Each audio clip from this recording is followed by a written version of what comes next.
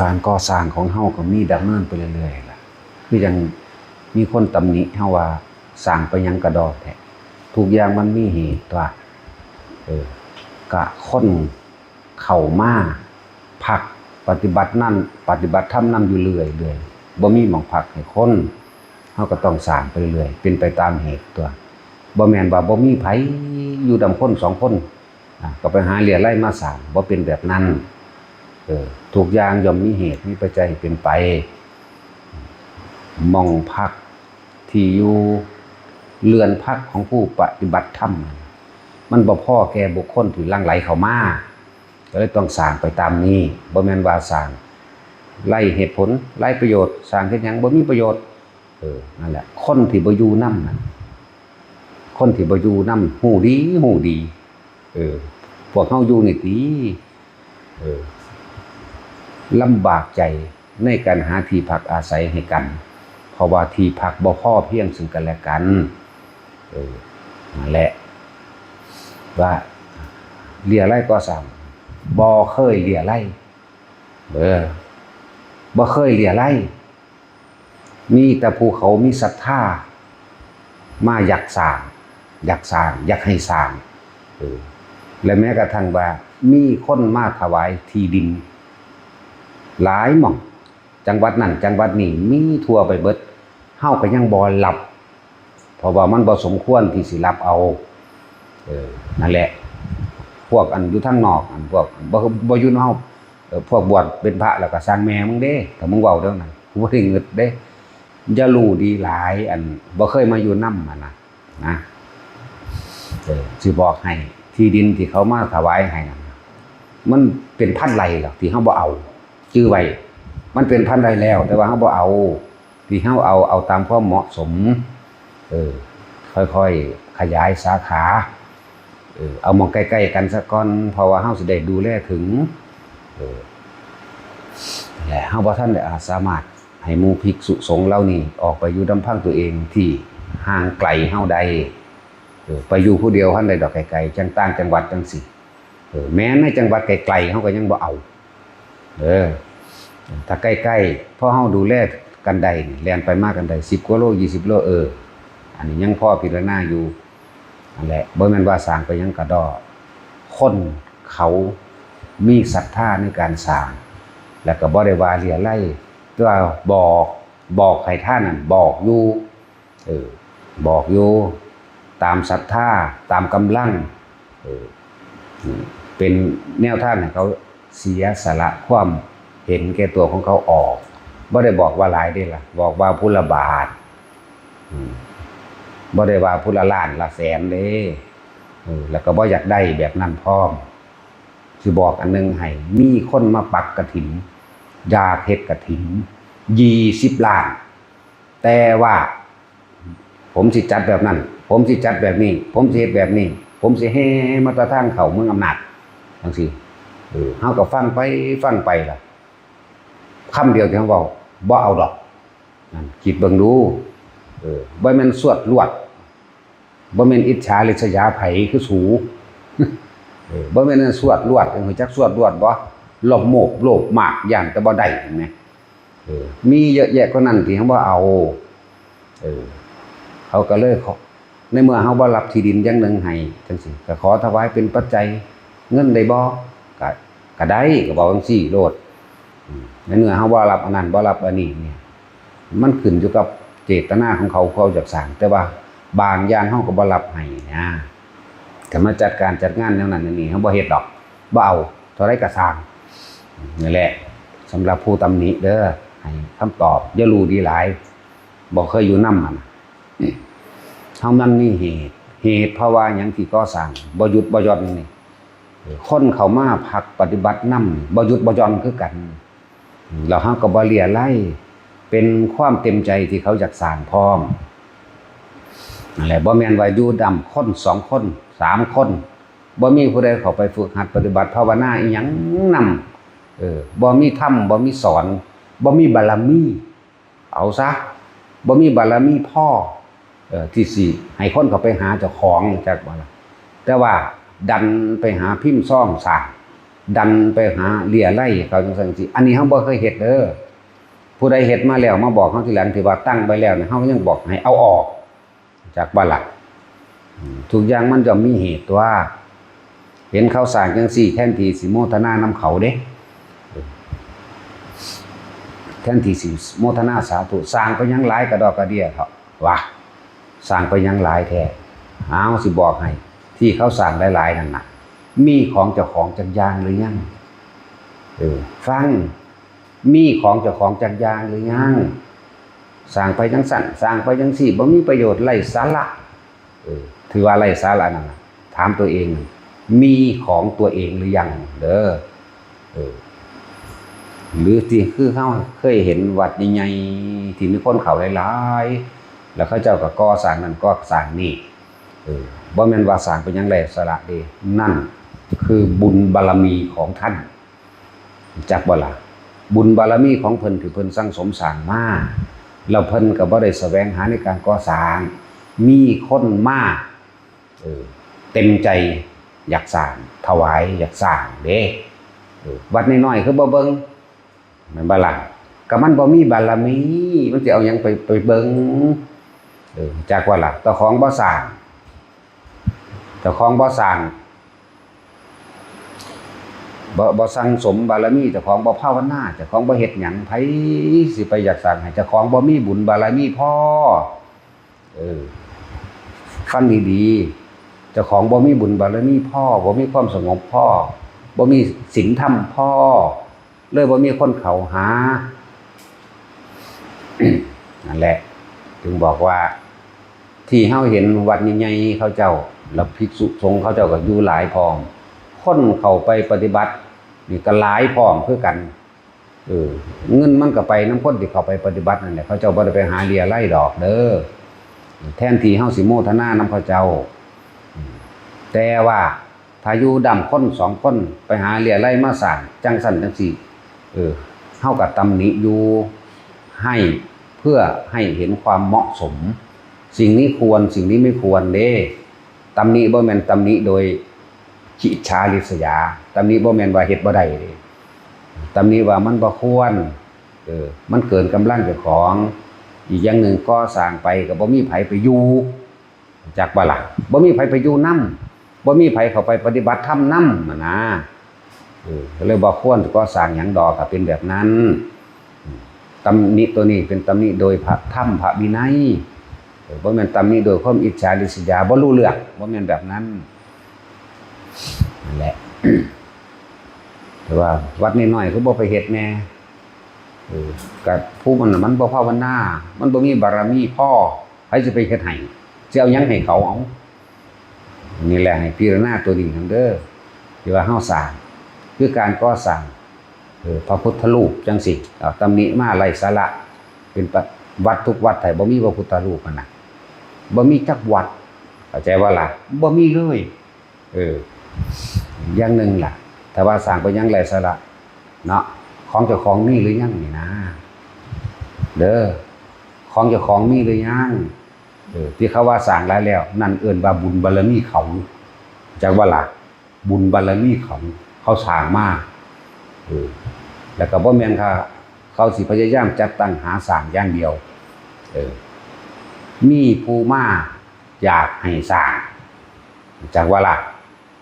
บ่แม่นไปเลียไล่หาไผมาสร้างเด้มันมีผู้มา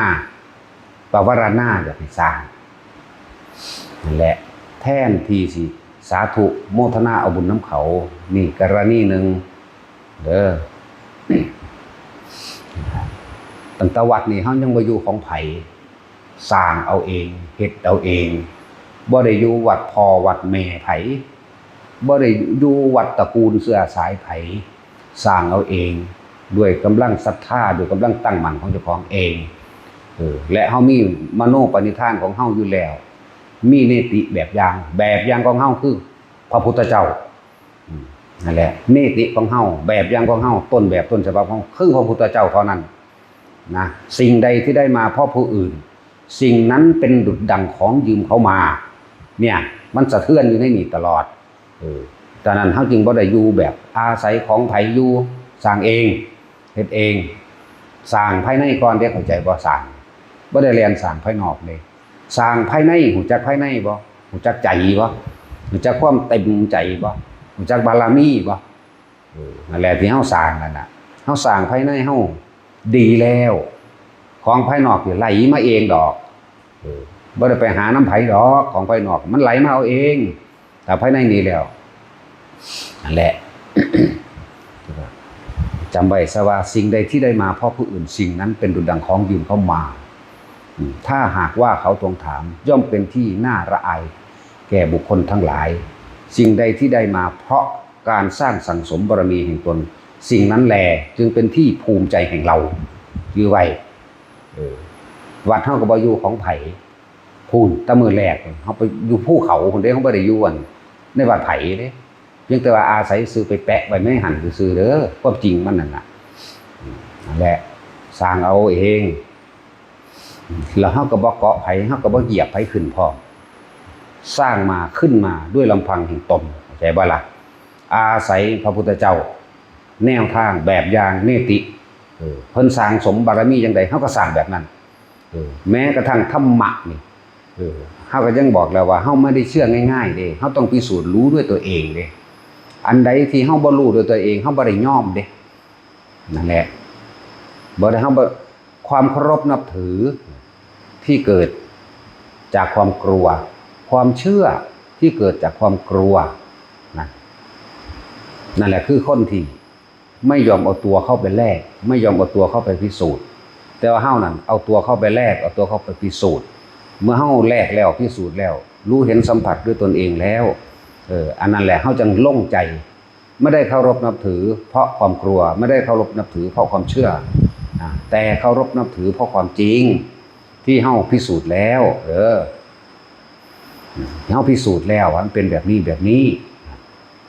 นั่นแหละจังว่าหลายๆอย่างที่หลายๆคนบ่รู้อย่ามารู้ผู้อื่นยิ่งกว่าตนเองแหมหลายคนเบิ่งเจ้าของเด้อแต่วัดนี่เฮายังบ่อยู่ของไผเฮายังมาสร้างเอาเองวัดใดใหญ่กว่าหมู่วัดใจวัดที่ใจได้ใหญ่กว่าหมู่นั่นน่ะบ่ได้รับสุรุ่ยสุร่ายย่านแต่บ่ได้โลกละโมบโลภมากเด้บ่ได้สวดลวดเข้าใจว่าล่ะนั่นแล้วเฮาสร้างตัวเองฝึกตนดีแล้วดอกมันต้องฝึกผู้อื่นได้จักว่าล่ะในกรณีที่ว่าเฮาเห็นเพิ่นก่อสร้างนั้นนี่เฮาเบิ่งเหตุเบิ่งปัจจัยของเพิ่นเพิ่นมีคนเข้าหลายวัดเพิ่นมีคนเข้าหลายเพิ่นก็ต้องก่อสร้างหลายเพราะเป็นที่รองรับของผู้ปฏิบัติธรรมเด้บ่แม่นสร้างแบบมีอยู่2คนหรือผู้หนึ่ง2คนนี่แล่นหาบอกเลี่ยไล่เงินจังซั่นจังซี่เพื่อ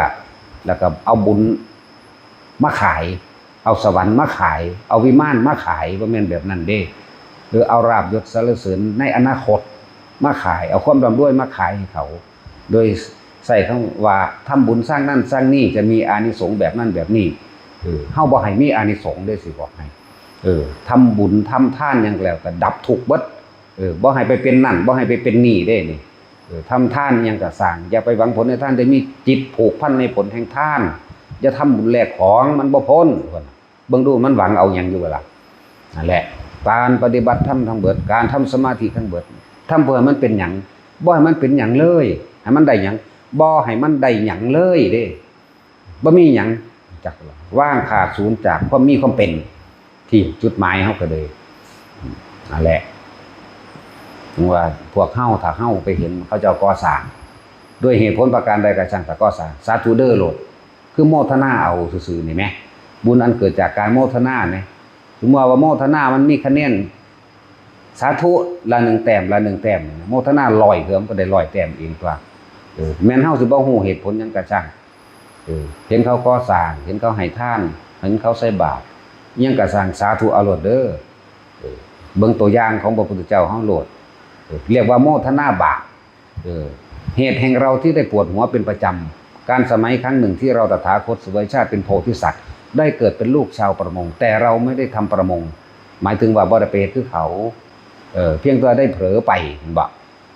หมู่พวกเพื่อนฝูงเขาไปเรียกว่าซิดเบ็ดตกเบ็ด ทำเบ็ดดักปลาเขาก็ยกปลาขึ้นมาเราตถาคตถามว่าพวกท่านทั้งหลายได้อะไรเขายกปลาให้เราตถาคตดูนั่นแต่เราตถาคตในการนั้นยิ้มดีใจไปกับเขาด้วยนั่นด้วยเหตุดังนั้นทำให้เราตถาคตปวดหัวเป็นประจำเบิ่งดูนั่นน่ะธรรมดาบ่สิไปว่ายังกับความไม่อิจฉาริษยาเขาผู้เขาก่อสร้างอันเป็นทางกุศลทางเดินเข้าสู่พระนิพพานเลยทางเดินเข้าสู่ความดับทุกข์เดินเข้าสู่ความไม่มีอะไรเลยเดินเข้าสู่ความไม่เป็นอะไรเลยและยังกระสร้างที่เฮาบ่รู้เหตุผลนั่นเด้อแต่เฮาไปเห็นเขาใส่บาตรเขาสวดมนต์หรือรถเขาเดินทางสิไปทำบุญหม้องใดกูไม่รู้สาธุในใจโลดบ่ฮาแต่ยกมือก็ได้บ่ฮาแต่ออกเสียงก็ได้นึกในใจให้เกิดความเคยชินตัวนี้สิคมความอิจฉาริษยาเด้อคมความอิจฉาริษยาของพวกไร้ปัญญาจากบ่ล่ะพวกไร้ปัญญาสิเป็นจังซั่นเด้นั่นแหละพวกมีปัญญามันบ่เป็นจังซั่นเด้สุว่าการจะตำหนิการก่อสร้างเพิ่นก็เบิ่งพระวินัยซะก่อนเบิ่งพระธรรมคือสิ่งใดควรสิ่งใดไม่ควรก่อนเบิ่งธรรมะเนี่ยเหตุแห่งความเป็นจริงทั้งหลายแล้วนั้นควรหรือบ่ควรก็จะเบิ่งเหตุแห่งพระวินัยจังซี่เอ้าอยู่ 2-3 คนเอาสิเฮ็ดไปอีหยังหรอกแล้วก็โดยความจริงแล้วบ่มีคนเข้ามาปฏิบัติธรรมหยังในวัดเลยคือพากันแห่แหนสร้างนั่นสร้างนี่แท้นี่แหมแล้วก็ถูกต้องแล้วการปฏิบัติหรือการกระทำโดยพิธีก็ช่างถูกต้องโดยพระวินัยบ่นี่เด้เขาเจ้าจังตำหนิเพื่อให้เกิดความเห็นต้องพ้องกันตามพระธรรมตามพระวินัยเด้ตำหนิอันนี้แต่ส่วนมากเฮาบ่ค่อยตำหนิไผดอกส่วนมากส่วนหน่อยมีตำหนิคือกันนินทาคือกันการนินทานี่เฮานั่นล่ะโตที่1จักว่าล่ะบ่แม่นว่าบุคคลไม่มีถูกนินทาไม่มีในโลกนั่นพวกบ่เห็นเจ้าของนี่เฮานี่กูเกิดมานี่นินทาแต่คนอื่นโลดนี่มันสิเห็นเจ้าของจักว่าล่ะ น้อยที่ว่าเอาสร้างไปหยังกระดอกบ่มีผู้ใดเข้าไปปฏิบัติธรรมแล้วก็บ่ได้ไปลงทำสังฆกรรมอีหยังอยู่จังซั่นอยู่จะคง3นี่ผู้นึงสร้างไปยังไงแท้แล้วก็เอาบุญไปล่อเขาเอาคำว่าสวรรค์เอาคำว่านั่นนี่อันนี้เฮาตำหนิอยู่เมื่อเขาละตำหนิบ่ได้เครียดบ่ได้สร้างด้วยตำหนิโดยธรรมตำหนิโดยวินัยคนละอย่างกันอันพวกบ่ฮู้จักหยังกับเฮาน่ะตำหนิมาโลดเฮ้ยไร้สาระแบบนั้นแบบนี้นะอาเมียนเด้อเจ้าของบ่ได้มาอยู่นำเขาจะรู้ดีหลายถ้ารู้ผู้อื่นแบบนั้นแสดงว่าบ่รู้เจ้าของเพราะว่ามันหารู้แต่ผู้อื่นบอกได้เลยบ่ทันได้รู้จักธรรมบ่ทันบรรลุหยังแค่ปากกล้าขาแข็งขึ้นมาโดยอาศัยผู้อื่นซื่อๆเด้อาศัยผู้อื่นขึ้นมาซื่อๆเด้อย่าบอกให้เด้อบ่ได้มาลำพังด้วยตัวเองเด้เฮานี่มาโดยลำพังตัวเองจักว่าล่ะแต่ว่าอาศัยไผอาศัยคำสอนพุทธเจ้าอาศัยเนติแบบอย่างได้จุดประกายมาจากคำว่าพระพุทธเจ้ามหาศาสดาโลกคุณเด้เฮาแต่ได้เว้าบ่ได้เงืดไปเด้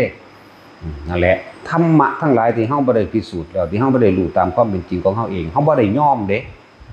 คือเว้าอยู่เรื่อยๆเด้พุทธเจ้าสอนหยังมาก็สร้างเฮาบ่ได้เชื่อเลยทีเดียวเห็นบ่เชื่อบ่ขัดแย้งตั้งไว้กูจะต้องพิสูจน์ให้รู้ก่อนนั่นแหละเดี๋ยวขาดความเคารพนับถือเฮาบ่ได้เคารพนับถือในลักษณะว่ากลัวเชื่อกลัวเพราะความเชื่อเคารพนับถือเพราะความกลัวเด้เฮาเคารพนับถือเพราะใจมันยอมให้เบิดทุกอย่างเลยแล้วก็ว่าไผสอนเพิ่นนู่นเด้เพิ่นคือรู้ได้ขนาดนี้น่ะมันยอมจักมันบ่แม่นเคารพนับถือแบบกลัวแบบถูกบังคับเด้นั่นแหละจังว่าแต่ละคนเด้อเวลาเฮาไปเห็นวัดอื่นๆที่เขาเจ้ามีหลายๆอย่างในความสวยงามจะไปตำหนิเด้อย่าเอาของตำขึ้นมาตอกย้ำซ้ำเติมเจ้าของพวกตำหนิว่าอุ้ยจักสั่งมันยังกระดอกกระเดียบารมีเขาเด้อแล้วก็ให้ถามตัวเองนึงของกูมีอยู่ในนี่จักอย่างบ่นอนี่แหมจะเป็นคนขัดสนจนปัญญาหลายแต่จนปัญญาแล้วก็จนทรัพย์พร้อมเด้เห็นเขาสร้างพระพุทธรูปหลายๆเห็นเขาสร้างโบสถ์ใหญ่แต่ว่ามันมีคนเข้าฝึกหัดปฏิบัติในหันหลายๆเด้นั่นแหละ แล้วก็นึกถึงโอ้อันพระพุทธรูปของกูมีจักองค์หรือยังนอนนี่แหมแล้วก็ของท่านหรือของตู้พระไตรปิฎกยังที่เพิ่นมีมีของกูจักอย่างแล้วบ่นอนี่แหมถามเจ้าของหม่องนี้แหมเด้อเห็นเขาเจ้ามีของอยู่ของกินหลายๆจังซั่นน่ะโอ้ยน่าสิไปแบ่งปันหั่นนี่เนาะแบ่งปันนี่น่ะก็เป็นความคิดดีอยู่แบ่งปันหั่นนี่แต่ว่าความคิดเลวมันเป็นลักษณะอิจฉามันสิเป็นลักษณะออกมันสิคือเว้าแค่กระแทกซื่อๆนะก็เขาบ่มีบารมีมันบ่เฮ็ดหยังสิไปแบ่งหาแม่มันหยังจักบ่ล่ะทุกอย่างเขาก็สร้างเอาเองตัวเฮาก็แบ่งคือกันมันยังเฮาสิบ่แบ่งนั่นแหละให้เขาสร้างเอาเองตัวแต่ของมาเกิดเอาเองจักบ่ล่ะมาเกิดเอาเองเด้สิทุกข์สิยากสิลำบากสิขัดสนกับเจ้าของเฮ็ดเอาเองเด้สิร่ำสิรวยความสุขสบายกับเจ้าของเฮ็ดเอาเองเด้สุขเจ้าของสร้างเองทุกข์ก็เจ้าของสร้างเองเด้ดับทุกข์ด้วยประการทั้งปวงก็เจ้าของต้องดับเอาเองเด้เขานิพพานก็เขาเอาเองเด้มันผู้อื่นเอาเขาเด้อะไรจะไฟหาตำหนิเขาเบิ่งเจ้าของว่าเขาเจ้าแจกสงเคราะห์โลกโดยการสร้างโรงพยาบาลหรืออีหยังก็แล้วแต่ก็โมทนานำเขาตัวเขาเจ้าสร้างโบสถ์สร้างศาลาเฮาบ่ทันได้รู้เหตุผลอย่างที่แรกโมทนาก่อนถ้าเฮาไปรู้แล้วจังอีกแบบนึงแต่ว่าก็เบิ่งกำลังเจ้าของเด้บ่แม่นสักแต่ว่ามีปากก็ว่าเอาเด้เบิ่งกำลังเจ้าของนี่เด้อเบิ่งความสามารถเบิ่งความสามารถในความสะดวกสบายเรียกว่าทานบารมีของเขาอาหารที่เยอะใส่เครื่องนุ่งห่มตลอดทั้งยารักษาโรคเครื่องอำนวยความสะดวกทุกอย่างตัวเองนั่นน่ะมีล้นเหลือหรือยังเข้าใจบ่ล่ะถ้ามันมีล้นเหลือแล้วคนพวกนี้สิบ่ตำหนิดอกคนพวกนี้มันมีล้นเหลือจะแบ่งปันแต่ว่าถ้าก็เป็นการตำหนิก็คือบอกด้วยเหตุผลเหตุและปัจจัยทั้งหลายอันนี้ควรอันนี้บ่ควรต่างหากดีต่างหากเด้อละเอียดละออดีอยู่เด้ออันจังซี่เด้อบ่แม่นเพราะแต่เขามาเว้าเรื่องนั้นเรื่องนี้ฟังแวกขึ้นรถนะสมองหมาจังซั่นมันเลยเป็นปัญญาทึบสมองหมามันสิติดเฮาก่อนอันดับแรกถ้าว่าปัญญาควายบ่ได้เพราะควายนี่ซื่อสัตย์นะเลยว่าสมองหมาปัญญาทึบพวกนี้เฮาเว้าบ่ได้เกี่ยวกับคนห่มเหลืองบ่ห่มเหลืองเฮาสัตว์แหลกเบิดเลยจักบ่ล่ะนำเข้าไปเตือนตัวเองเด้อให้นำเข้าไปเตือนตัวเองต่างหากเห็นเขาเจ้ามีนั่นมีนี่กูมีหรือยังนี่ต่างหากเด้อเห็นเขาเจ้าสร้างนั่นสร้างนี่กูได้สร้างนำเขาจักอันหรือยังจักอันจักอย่างหรือยังนี่แหมนี่ต่างหาก ส่วนควรบ่ควรนั่นเฮาต้องเข้าไปคลุกคลีอยากรู้แจ้งรู้จริงในอุปนิสัยของคนต้องอาศัยการอยู่ร่วมกันนานๆอยากฮู้เขานั่นน่ะให้อยู่นำกันนานๆเมื่ออยู่นานแล้วจะเอานานเท่าไหร่นานจนตายนั่นแหละ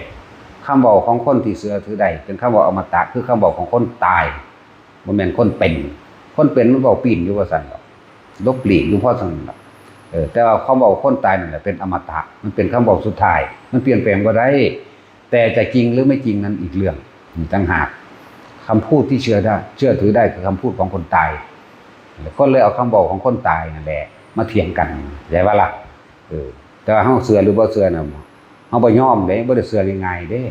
ถ้าเฮาไม่พิสูจน์สัมผัสรู้ซึ้งด้วยตนเองบ่มีการเชื่อง่ายๆไม่ได้เคารพนับถือเพราะกลัวไม่ได้เคารพนับถือเพราะเชื่อแต่เคารพถือนับถือนี่เพราะเห็นตามความเป็นจริงเด้ที่เฮาเคารพนับถือพระศาสดานี่ก็ได้จนว่าเอามาเป็นต้นแบบเลยล่ะเป็นต้นแบบเด้อสิบอกให้นั่นแหละต้นแบบเฮาแล้วเฮาก็เป็นแบบนั้นจักว่าเฮาบ่เอาดอกซ้ำนั้นจักว่าอย่าพึ่งตำหนิอันนั้นอันนี้หลาย ให้ตำหนิเจ้าของนั่นเขาสร้างจังซั่นใส่กูมีหรือยังมีมั้ยกูได้สร้างหรือยังเนาะของกูมีบ่นอนตราบใดที่มันจะท่านถึงจริงๆนั่นน่ะมันต้องมีจักว่าล่ะบ่ซั่นเพิ่นสิสอนให้ท่านแหละบ่แม่นว่าเฮาเฮ็ดไปโดยลำพังความคิดเอาเองโดยที่บ่มีเหตุโดยที่บ่มีอิทัปปัจจยตา ทุกสิ่งทุกอย่างมันมีเหตุปัจจัยอาศัยเนื่องซึ่งกันและกันให้เป็นไปให้สร้างเด้คนเดินทางเข้ามาปฏิบัติธรรมหลายเขาเฮาก็เห็นใจ ในความหม่องพักหม่องที่อยู่อาศัยให้ความสะดวกเฮาก็สร้างไปเรื่อยตัวสร้างเฮาก็บ่ได้ไปหาเอาพระพุทธรูปใส่รถแล่นไปหรือเอาขู่ถังกระสานไปตั้งไว้เด้บ่ได้พิมพ์ซ่องเด้ก็บอกไปจังซั่นแหละขอเชิญร่วมสร้างก็บอกไปจังซั่นล่ะสร้างบ่สร้างก็สร้างเจ้าได้ล่ะบ่ได้ไปบังคับแม่เนาะผู้ใดเต็มใจก็เฮ็ดบ่เต็มใจก็สร้างเนาะเห็นด้วยหรือบ่เห็นด้วยจังซี่ก็เป็นเรื่องของผู้นั้นอะไรจังว่าเตือนไว้เด้นี่บ่ฮักไผกับคนเดี๋ยวนี้บ่ไผเป็นอุเบกขาเบิดบ่ได้หวังดีกับไผอีกนะเป็นอุเบกขาเบิดจังซั่น แต่ให้มองย้อนเข้ามาหาตัวเองเด้อความเคารพนับถือทั้งหลายนี่คนทั้งหลายที่เคารพนับถือเพราะความกลัวศรัทธาเพราะความเชื่อเนี่ยสิมีผลต่อการดำเนินชีวิตของเจ้าของเด้อมีผลต่อการดำเนินเฮาจะตกอยู่ใต้อิทธิพลและอำนาจแห่งความกลัวและความเชื่อไม่เป็นอิสระจากบ่แต่สิ่งใดที่เรารู้แจ้งด้วยตนเองเข้าไปกระทบสัมผัสรู้สึกด้วยตัวเองเห็นจริงตัวเองแล้วทั้งเบิดทั้งหลายเหล่านั้นความกลัวก็หายไปเป็นความเคารพด้วยความจริงใจไม่มีกล้าไม่มีกลัวเข้าใจว่าล่ะและความเชื่อทั้งหลายเหล่านั้นคำว่าศรัทธานั้นก็ถูกหายไปไม่แบกเหมือนเดิมเพราะได้รู้แจ้งจริงๆเห็นบ่ล่ะความกล้าความกลัวหายไปความเชื่อหายไปไม่แบกของหนักมีต่างหากที่เฮาพิสูจน์จากบ่ล่ะแล้วบ่ได้แบกของหนักหยังเด้มันเลยบ่หนักหยังผู้ใดเว้าหยังมาพอสิเหยียบขึ้นก็เหยียบถีบปากแมงขึ้นรถก็ถีบบ่ได้บ่สะอ่อนเลยจากบ่ล่ะเพราะเราเป็นขึ้นมาด้วยลำพังแห่งตนเองจากบ่เนติของเฮาจำไว้เลยพระพุทธเจ้าเท่านั้นใจว่าล่ะพอ